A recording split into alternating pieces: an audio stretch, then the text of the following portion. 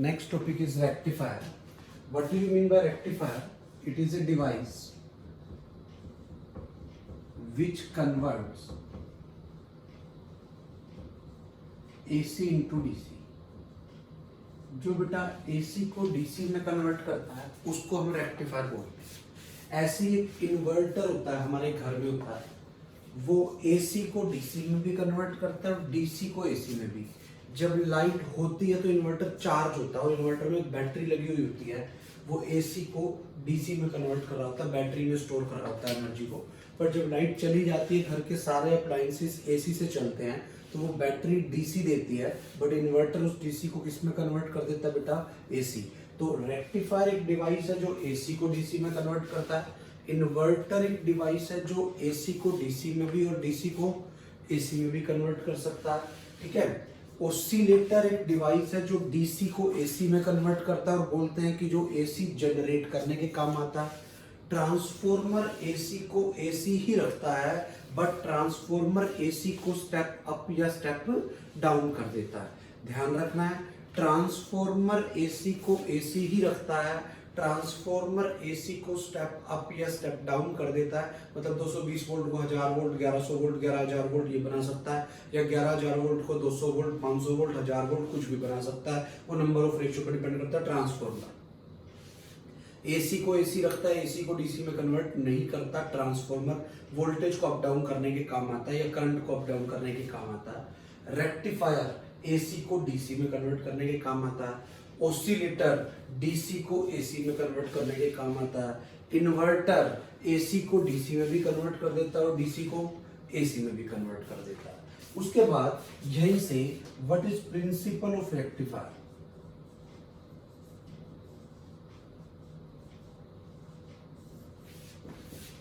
A diode is used. Diode are used as rectifier. जरूरी नहीं है बेटा कई सारे डायोड हो, एक भी हो सकता है और एक से ज्यादा भी हो सकते हैं। Diodes are used as rectifier and principle of using a diode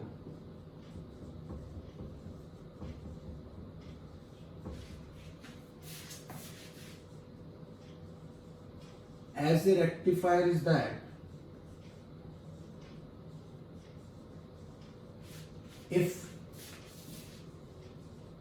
a diode is forward biased,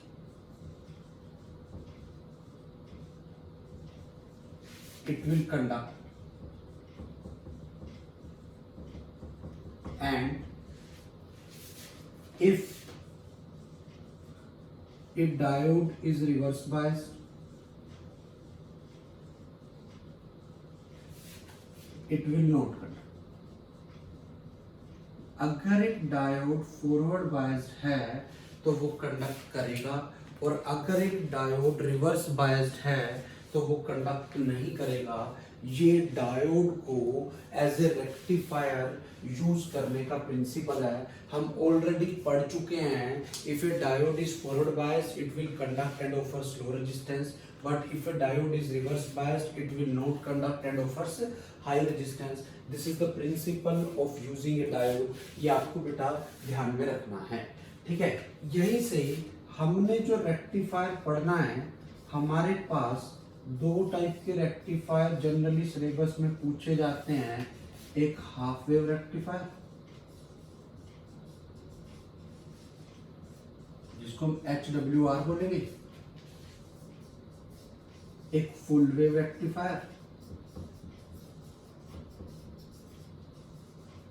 जिसको FWR बोलेंगे, और इसी से रिलेटेड एक और आएगा जिसका नाम क्या होगा बेटा? ब्रिज वेव रेक्टिफायर, जिसको हम BWR बोलेंगे। इसका थोड़ा सा ब्रीफली आइडिया देखेंगे, ये दोनों डिटेल में पढ़ेंगे। एक हाफ वेव रेक्टिफायर, एक फुल वेव रेक्टिफायर, एक ब्रिज वेव रेक्टिफायर। नाम से ही पता लग रहा है, हाफ वेव का मतलब है आधी वेव को रेक्टिफाई करेगा, आधी को खत्म कर देगा। फुल वेव का मतलब है पूरी वेव को रेक्टिफाई करेगा, ठीक है, मतलब पूरी AC को DC में बनाएगा। अच्छा एक चीज और बता देता हूँ, AC और DC में फर्क क्या होता है ये भी आपको पता होना चाहिए। AC का मतलब ये है कि AC में मेन चीज है डायरेक्शन चेंज होनी चाहिए, ये डायरेक्शन चेंज हो रही है पॉजिटिव से नेगेटिव। ये एसी है। डीसी की बात करूं, ये डीसी है बेटा, वेरिएबल डीसी है, वैल्यू चेंज कर रही है बट डायरेक्शन चेंज नहीं हो रही, तो ये डीसी है। समझ आ रही है मैं क्या कर रहा हूँ? इसमें डायरेक्शन चेंज हो रही है तो ये एसी है, इसमें डायरेक्शन चेंज नहीं हो रही तो ये डीसी है। अगर कांस्टेंट हो जाती है तो कांस्टेंट डीसी, अभी ये वेरिएबल डीसी है। ठीक है, समझ में आ रहा मैं क्या कर रहा हूँ? एसी और डीसी में मेन डिफरेंस डायरेक्शन का होता है, जो आपको क्लियरली समझ में आना चाहिए। Next topic is half wave rectifier. Half wave rectifier में सबसे पहले हमें डायग्राम देखना है कैसा बनता है।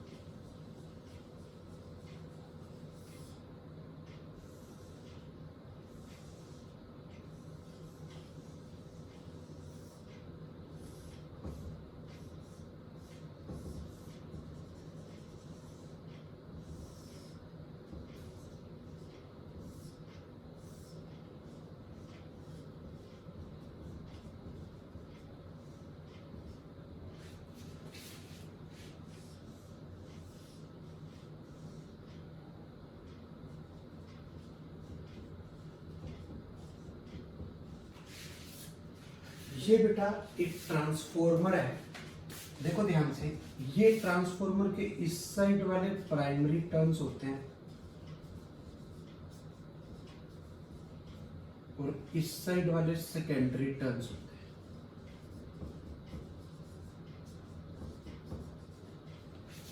एक साइड वाले प्राइमरी टर्न्स होते हैं, एक साइड वाले सेकेंडरी टर्न्स होते हैं। अगर ये सेकेंडरी टर्न्स कम हो, प्राइमरी टर्न्स ज्यादा हो, तो इसको, इफ इसका नाम मैं NP रख दूं, इसका नाम NS रख दूं, तो यहां से आपको ये पता होना चाहिए अगर NS NP से कम है तो ये बेटा स्टेप डाउन ट्रांसफॉर्मर होता है।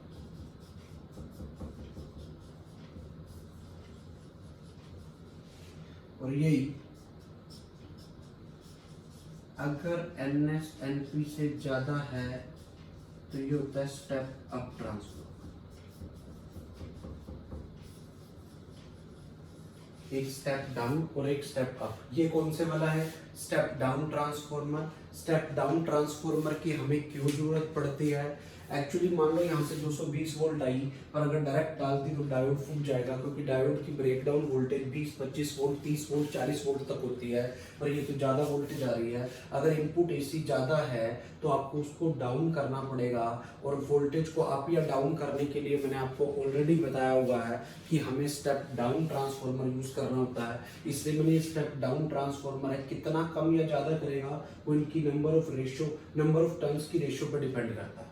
इस हाफ वेव रेक्टिफायर में हम एक डायोड का यूज करते हैं, वो ये रहा। ये डायोड एज रेक्टिफायर काम करेगा अप या डाउन करने के लिए। अब बात आती है कि हम यूज कहाँ करते हैं रेक्टिफायर का, डायोड का। आपके मोबाइल की बैटरी का मतलब है डीसी है, प्लस माइनस होता है। अगर आप बैटरी को निकाल लो तो ऊपर यहाँ देखोगे जहाँ 3 टर्मिनल से होते हैं बैटरी में, एक जगह प्लस लिखा होता है, एक जगह माइनस लिखा होता है, वो बैटरी है।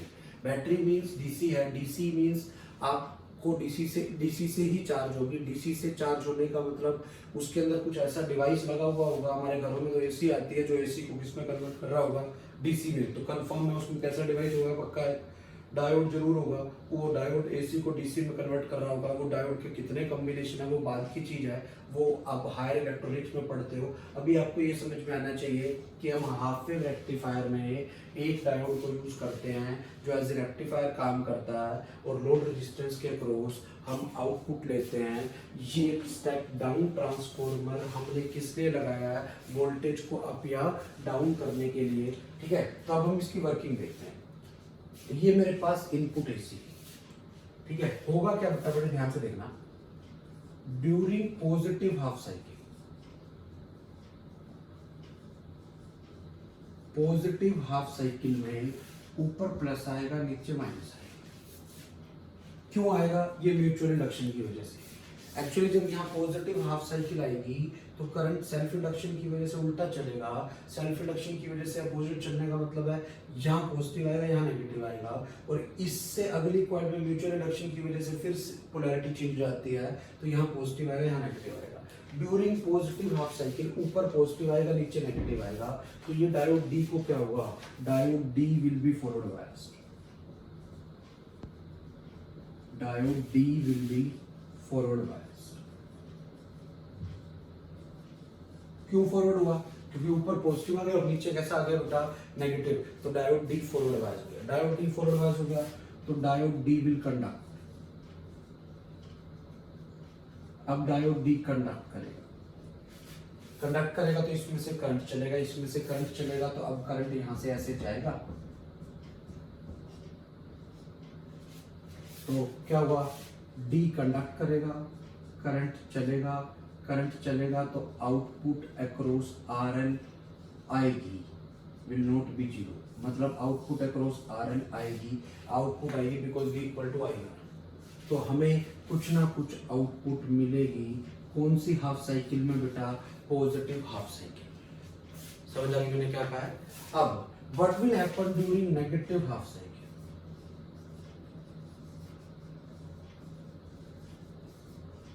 During negative half cycle.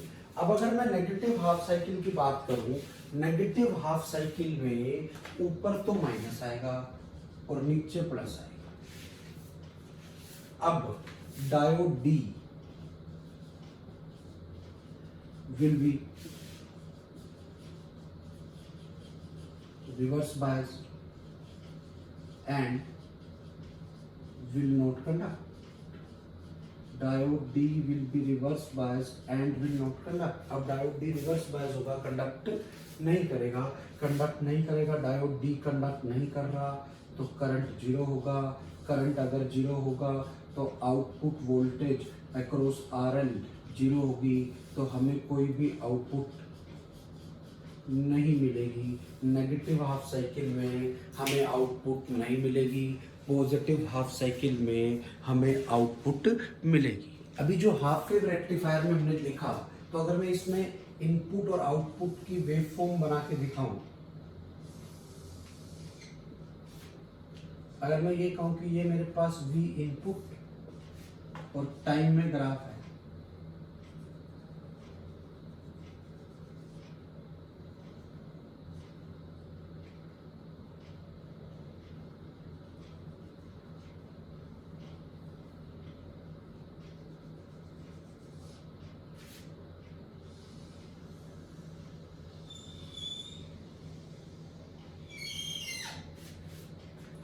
ये वैल्यू मान लो V नोट है तो ये minus V note.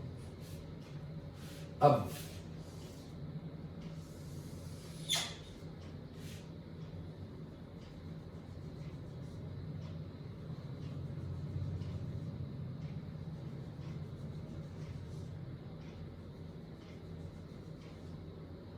V output और टाइम में ग्राफ बनाए, देखते हैं। पॉजिटिव हाफ साइकिल में हमें आउटपुट मिल रही है, नेगेटिव में जीरो। पॉजिटिव हाफ साइकिल में आउटपुट मिल रही है, नेगेटिव में नहीं मिल रही। ये भी आउटपुट और टाइम में ग्राफ है और ये वाली वैल्यू V है। पॉजिटिव हाफ साइकिल में आउटपुट है, नेगेटिव में नहीं। अरे गेटिंग माय पॉइंट? अब यहां से एक ये तो होगी बेटा आपकी इनपुट और ये हो गई आउटपुट। सबसे इंपॉर्टेंट पॉइंट यहां पर, output of half wave rectifier is not pure DC. बेटा ये एसी तो नहीं है। क्यों नहीं है एसी? क्योंकि इसकी डायरेक्शन चेंज नहीं हो रही। बट ये प्योर डीसी भी नहीं है। क्यों? क्योंकि कांस्टेंट वैल्यू नहीं आ रही। It has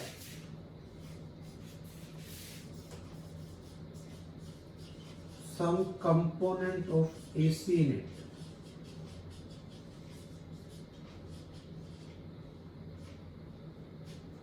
That is, it has some ripples, और इस रिपल फैक्टर को हम आगे पढ़ेंगे, जो आपको पता होना चाहिए। ये मैंने वोल्टेज की टर्म में बनाई है, ऐसे मैं करंट की टर्म में भी देख सकता हूँ। एक बात देखना बेटा, यहां से वेव रिपीट हुई, ये सेम वेव रिपीट यहां से हो रही है, यहां तक एक वेव कंप्लीट हुई, इसमें भी सेम रिपीटेशन यहीं से आ रहा है। तो अगर मैं ये कहूं कि इनपुट की फ्रीक्वेंसी न्यू है तो आउटपुट की फ्रीक्वेंसी भी कितनी होगी, न्यू होगी। एनसीईआरटी की एक्सरसाइज का क्वेश्चन है, आपको क्लियरली पता होना चाहिए। अगर हम डायरेक्टली हाउस होल्ड एसी डाल रहे हैं, इंडिया में जो हाउस होल्ड या कमर्शियल एसी आती है उसकी फ्रीक्वेंसी 50 हर्ट्ज होती है। अगर इनपुट की फ्रीक्वेंसी 50 हर्ट्ज है तो आउटपुट की फ्रीक्वेंसी भी कितनी होगी बेटा, 50 हर्ट्ज। तो अगला पॉइंट यहाँ पे आ गया, in case of half wave rectifier the frequency of output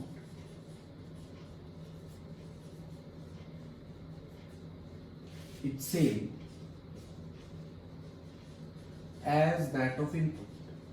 बहुत इंपॉर्टेंट क्वेश्चन है, डायरेक्टली पता होना चाहिए कि अगर इनपुट की फ्रीक्वेंसी 50 हर्ट्ज है तो आउटपुट की फ्रीक्वेंसी भी कितनी होगी बेटा, 50 हर्ट्ज होगी हाफ वेव रेक्टिफायर में, ये ध्यान रखना। अब मैं क्या मानता हूं, late Vm be the voltage across secondary coil of the transformer।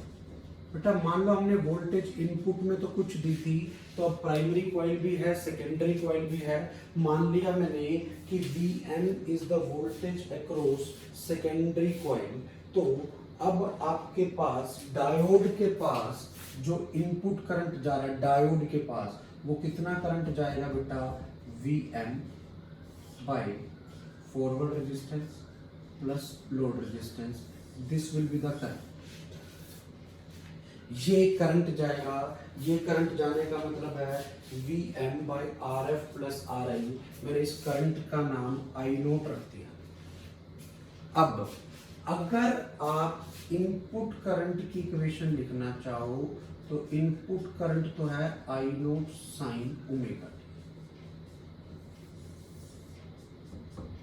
और अगर आप आउटपुट करंट की इक्वेशन लिखना चाहो, I am assuming that the diode ideal है तो फॉरवर्ड रेजिस्टेंस 0 हो जाएगा, ठीक है। अगर आइडियल नहीं है तो इसका कुछ ना कुछ रेजिस्टेंस होगा। तो आउटपुट करंट अगर मैं लिखना चाहूँ, अब आप देखो आउटपुट करंट की इक्वेशन ये ऐसा बनेगा, मतलब ये प्योर साइन का ग्राफ नहीं है क्योंकि नीचे वाली टर्म नहीं आई, और ये फर्स्ट हाफ साइन वाला ही है। This is I note sine omega T, कब, जब t for t between 0 and pi by omega. बेटा आपको पता होना चाहिए टाइम पीरियड क्या होता है, 2 पाई बाय ओमेगा, और ये तो बेटा आधा है टाइम पीरियड का, इसलिए 0 से पाई बाय ओमेगा। और सेकंड हाफ के लिए कितना हो गया बेटा, पाई बाय ओमेगा से 2 पाई बाय ओमेगा के लिए ये आउटपुट करंट आ गया। ये इनपुट करंट था और सेकंड वाला कौन सा करंट आया बेटा, आउटपुट करंट आ गया। ये आपको समझ में आना चाहिए मैंने कैसे लिखा। हाफ वेव रेक्टिफायर में हमें average value, RMS value current की निकालने के लिए कुछ टर्म्स की जरूरत पड़ती है, पहले उसको समझेंगे। Average value for full cycle, पहले कौन सी साइकिल की बात कर रहा हूँ बेटा, फुल साइकिल की बात कर रहा हूँ। For full cycle average value of sine omega T is 0। क्यों बेटा, जितनी पॉजिटिव वैल्यू है उतनी कैसी वैल्यू है बेटा, negative. For average value of cos omega T is also 0, क्योंकि जितना पॉजिटिव होगा उतना ही नेगेटिव होगा। अब average value of sine square omega T, sine square का ग्राफ नेगेटिव नहीं होगा, स्क्वायर है तो ऊपर जाके ग्राफ पॉजिटिव हो जाएगा, तो साइन स्क्वायर ओमेगा टी की एवरेज वैल्यू हाफ हो जाएगी। यहां से cos square omega T average value half हो जाएगी, साइन स्क्वायर ओमेगा टी की एवरेज वैल्यू हाफ हो जाएगी, कोस स्क्वायर ओमेगा टी की एवरेज वैल्यू हाफ हो जाएगी। ये आपको क्लियरली पता होनी चाहिए। कौन सी साइकिल की बात करी है, full cycle. For positive half cycle. अब मैं बात कर रहा हूं positive half cycle. Positive half cycle का मतलब क्या है, जैसे ये मेरे पास ग्राफ है, तो यहां से यहां तक तो फुल साइकिल है। पॉजिटिव हाफ साइकिल का मतलब है यहां से यहां तक। ये पॉजिटिव वाली हाफ साइकिल ले रहा हूं, हाफ साइकिल पॉजिटिव वाली ले रहा हूं। For positive half cycle sign omega t की एवरेज वैल्यू होती है 2/पाई। इसीलिए आप एसी चैप्टर में पढ़ते हो average value I equal to I naught sine omega t in half cycle is 2/पाई I naught. Cos omega t की पॉजिटिव वाले के लिए कह रहा हूँ सिर्फ मैं, वो 2/पाई होगी। बट अगर कोस का इसमें पूछ ले हाफ साइकिल में तो जीरो होगी, क्योंकि जितना पॉजिटिव उतना नेगेटिव। बट खाली इसमें पूछ ले पॉजिटिव में तो इतनी होगी। साइन स्क्वायर ओमेगा टी की ये हाफ ही होती है, और कोस स्क्वायर ओमेगा टी की, क्योंकि स्क्वायर का ग्राफ कभी नेगेटिव नहीं आएगा। ये आपको एवरेज वैल्यूज पता होनी चाहिए साइन और कोस की फुल साइकिल में एंड हाफ साइकिल। अब हम देख रहे हैं जो हमारी हाफ वेव रेक्टिफायर की आउटपुट आई उसके लिए आरएमएस वैल्यू क्या होगी, एवरेज वैल्यू क्या होगी। हमें हमेशा फुल साइकिल में ही बात करनी होती है until unless asked for half cycle. वो रेक्टिफायर हाफ वेव है, बट बात हम फुल साइकिल की कर रहे हैं, फुल वेव रेक्टिफायर की बात नहीं कर रहा हूँ, फुल साइकिल की बात कर रहा हूँ। फुल साइकिल में आउटपुट करंट जो आया, अगर मुझे इसकी एवरेज वैल्यू निकालनी हो तो ये क्या हो जाएगी बेटा, आई नोट बाई पाई। क्यों हो जाएगी ये भी समझो। ये मेरे पास आउटपुट थी, ठीक है थी। अब फुल साइकिल तो यहां से यहां तक है, एरिया आधा है बट टाइम डबल है।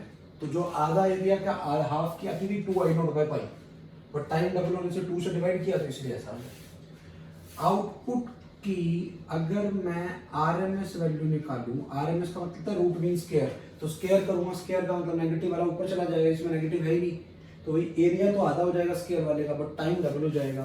तो उस हिसाब से जब हम सोल्व करके निकालते हैं, आपको डायरेक्टली याद रखना है कि इस तरह के क्वेश्चन के अंदर एवरेज और आरएमएस वैल्यू ये आती है। कैसे आई हम एसी चैप्टर में पढ़ लेंगे, वहां पे डिटेल में आता होता है, वहां देखेंगे। अभी एक बार आपको याद रखना है, ठीक है। यहीं से आपको एक चीज पता होनी चाहिए कि आरएमएस का मतलब क्या होता है।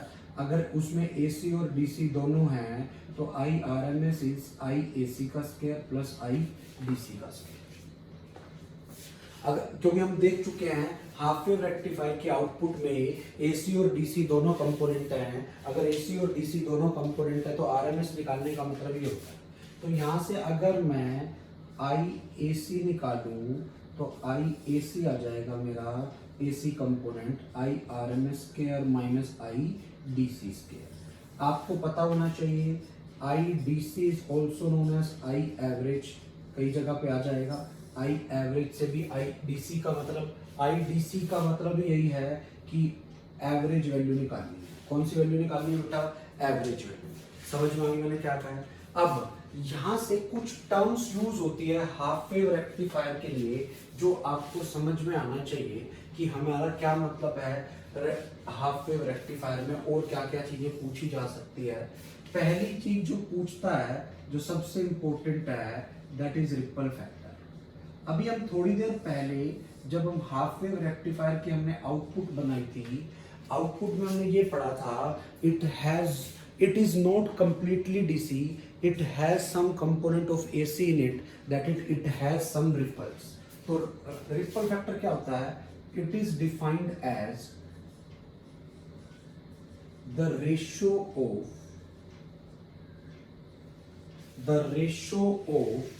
क्या होता है बेटा ripple factor, defined as the ratio of AC component in output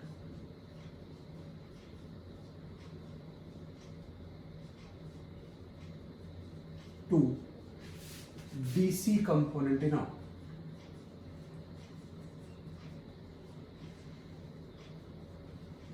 In short, ripple factor is IAC, वो भी किस में, आउटपुट में, by IDC, वो भी किस में, आउटपुट में। IAC का ये फॉर्मूला मैं ऑलरेडी लिख चुका हूं, तो मैं इसको ऐसे लिख दूंगा आई आरएमएस का स्क्वायर माइनस आई डीसी का स्क्वायर, और आई डीसी को अंडर रूट के अंदर लिखूंगा तो ये आई डीसी का स्क्वायर हो गया। तो ripple factor is under root of I RMS square by I DC square minus 1 इसको हम बोलते हैं रिपल फैक्टर। आ गया ये सब कुछ आउटपुट के कंपोनेंट है। मैं आपको ऑलरेडी बता चुका हूँ आईडीसी का मतलब आई एवरेज। आप जब वैल्यूज पुट करोगे तो यहाँ से ripple factor for half wave rectifier is under root of I R M S is I nought by two, I D C is I nought by pi. तो ये कितना बन गया बेटा, पाई बाई 2 का स्क्वायर माइनस 1। जब आप इसको सिंप्लीफाई करते हो ये लगभग 1.21 के आसपास आ जाता है, जो आपको ध्यान रखना है। ठीक है, अब एक बात समझना ध्यान से, हाफ वेव रेक्टिफायर का रिपल फैक्टर 1 से बड़ा है। हाफ वेव रेक्टिफायर का रिपल फैक्टर 1 से बड़ा है। समझ रहे हो मैं क्या कह रहा हूँ? 1 से बड़ा होने का मतलब ये हो गया कि एसी में, आउटपुट में एसी का कंपोनेंट ज्यादा है, डीसी का कंपोनेंट कम है, अभी तो 1 से बड़ा है। तो इसका मतलब हमारा रेक्टिफायर जो हमने बनाना था वो एसी को डीसी में कन्वर्ट करने के लिए बनाना था। अभी भी आउटपुट में कन्वर्ट तो हो गई, ठीक है, क्यों?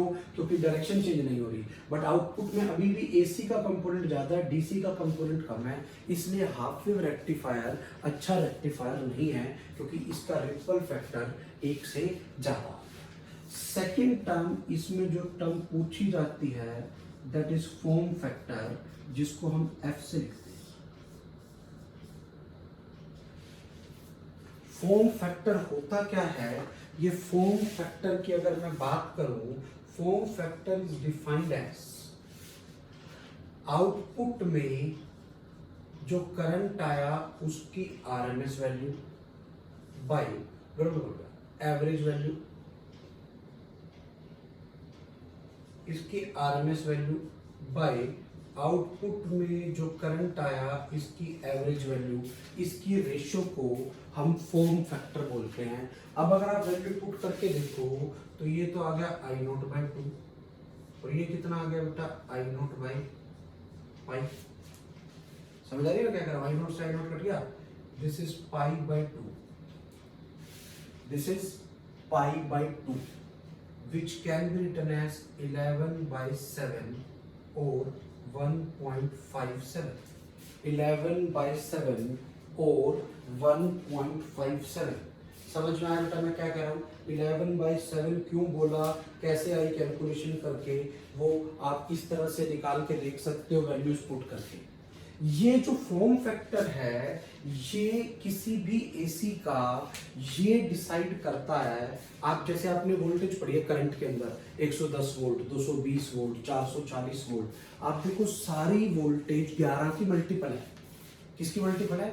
11 की। क्यों? वो यहाँ 11 आ रहा है ऊपर, इसीलिए फॉर्म फैक्टर से ही डिसाइड होता है कि वो सारी वोल्टेज किसकी मल्टीपल आती है बेटा। जनरली 11 की मल्टीपल आती है 110 वोल्ट, 220 वोल्ट, 440 वोल्ट, चाहे हम एसी में बात करते हैं वहां पर यही टर्म बनती होती है। अब यहीं से अगर मैं हाफ वेव रेक्टिफायर की एफिशिएंसी निकालूं, क्या निकालूं बेटा? एफिशिएंसी, ईटा से लिखेंगे, ये थर्ड टर्म है। एफिशिएंसी का मतलब क्या होता है? एफिशिएंसी का मतलब होता है useful output by total input. Useful output by total input, this is efficiency. ये हम थर्मोडायनेमिक्स में which comes out to be, जो efficiency of half wave rectifier आती है कैलकुलेशन करने के बाद वो आ जाती है आपकी 40.6 by 1 plus RF by RL। Percentage में ध्यान रखना है, जहां पर RF is the forward resistance of the diode